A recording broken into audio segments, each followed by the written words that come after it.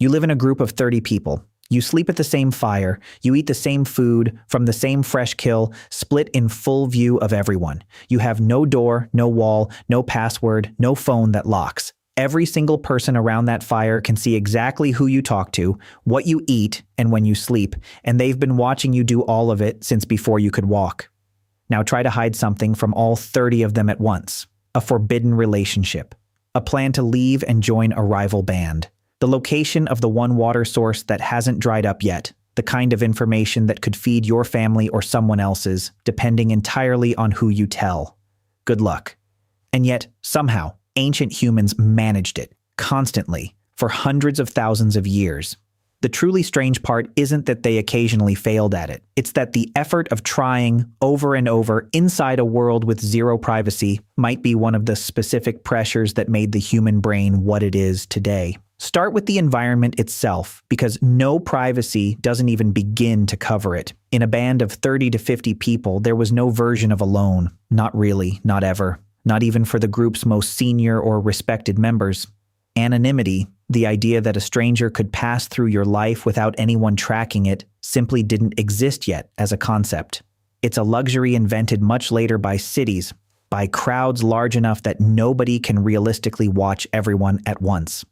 In a hunter-gatherer band, you were watched constantly by people who had known you since before you could walk and would keep knowing you, in detail, until one of you died. There was no anonymous version of you to retreat into when things got complicated. So how did anyone get away with anything?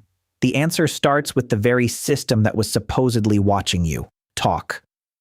Anthropologist Robin Dunbar spent years studying primate grooming and noticed something odd sitting underneath it. Chimps and other apes spend enormous chunks of their day physically grooming each other, picking through fur for no real hygienic reason at all, purely to maintain social bonds.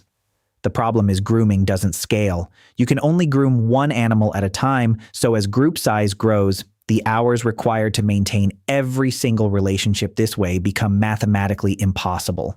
Dunbar calculated that once human groups grew past a certain size, roughly 150 people, a species stuck relying on grooming alone would need to spend nearly half its entire waking life just touching each other to keep the group from splintering apart. That's not viable for a species that also needs to hunt, forage, and raise children. So Dunbar argues language evolved specifically to replace grooming with something that scales far better: gossip. You can gossip with 3 people at once while physically grooming exactly 0 of them. Talk became a form of social maintenance you could do in bulk, at a fraction of the cost. And gossip isn't idle chatter, whatever it feels like from the inside. Studies of modern conversation find that roughly 2/3 of what people talk about in any setting, on any continent, rich or poor, urban or rural, is other people. Who did what? Who's trustworthy? Who broke a promise? To whom? Politics, sports, the weather, none of it comes close. That's not a character flaw you should feel bad about. That's the surveillance system running exactly as designed, and it's been running that way for a very long time.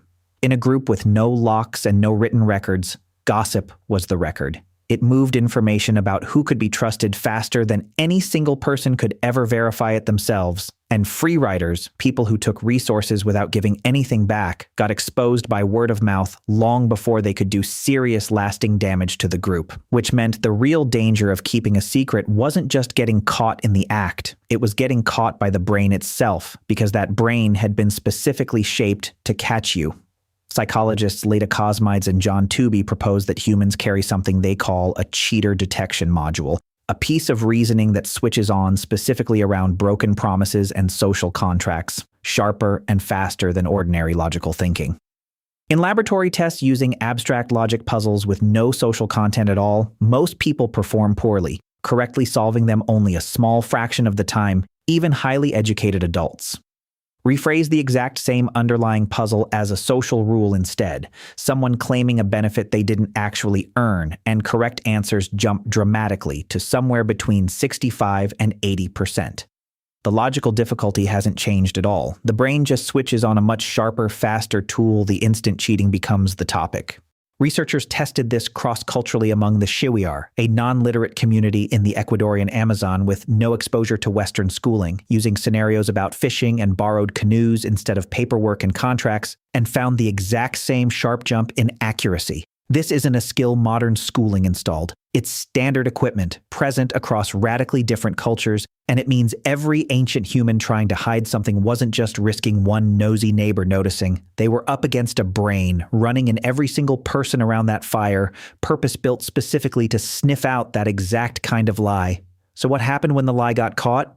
Anthropologist Christopher Boehm spent decades studying how small-scale egalitarian societies handle members who cheat, dominate, or betray the group, and found a strikingly consistent escalation ladder used almost everywhere hunter-gatherers have ever been studied, from the Kalahari to the Arctic. It starts small, teasing, public, and pointed enough to sting without drawing blood. If that doesn't correct the behavior, it escalates to open ridicule, mockery in front of the whole camp. If it still continues, the group moves to shunning, being spoken about instead of spoken to, treated as though you're already halfway gone. If none of that works, the group moves to outright ostracism, and in the most extreme, repeated cases, full banishment. In a world with no supermarkets, no other camp expecting your arrival, and predators that didn't care one bit about your reputation, banishment wasn't a metaphor for social death. It was frequently the literal thing. A person cut off from the group's collective knowledge, labor, and protection stood a genuinely poor chance of surviving alone for long, in a landscape where a single bad injury or a single missed water source could finish the job the group's rejection had started.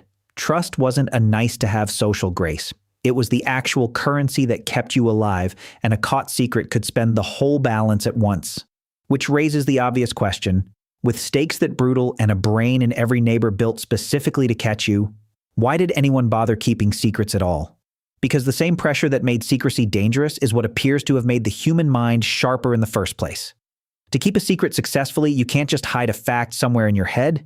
You have to track, constantly and mostly unconsciously, who already knows what, who suspects something is off, and which exact version of the story you told to which specific person.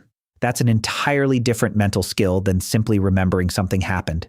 It's called theory of mind, the ability to model somebody else's knowledge as genuinely separate from your own, and it's dramatically more developed in humans than in almost any other species on the planet, our closest primate relatives included. Every whispered exception to total transparency, every small circle of shared knowledge kept deliberately narrow, required exactly that skill to pull off even briefly and get away with it. Exclusive knowledge, passed carefully within tight, trusted circles rather than broadcast to the whole camp, whether it was the location of a good foraging spot, a healing remedy, or the details of a private ritual, demanded the exact same constant mental bookkeeping. The tribe's total transparency didn't eliminate secrecy at all. It just made secrecy expensive enough, cognitively, that only a genuinely capable brain could afford to run it without getting caught. So the tribe wasn't just a surveillance system with occasional cracks in it that people slipped through by luck. It was closer to a training ground, one that specifically rewarded the kind of mind that could track what other people knew, predict who might talk, and decide carefully and repeatedly exactly who was worth the risk of trusting completely. Every successfully kept secret was a small, private proof that 2 people could hold something back from 30 others and still walk away from the attempt. Go back to that fire. 30 people, no walls, no locks, and somewhere in the flickering light, 2 people leaning in close, keeping their voices low enough that only each other can hear. Everyone else at that fire has a brain built specifically to catch exactly what they're doing. And they're doing it anyway, quietly running one of the most sophisticated pieces of software the human mind ever developed, just to protect 4 whispered sentences nobody else was ever supposed to hear. That tension never actually left. You're still running the exact same system every single time you lower your voice in a crowded room.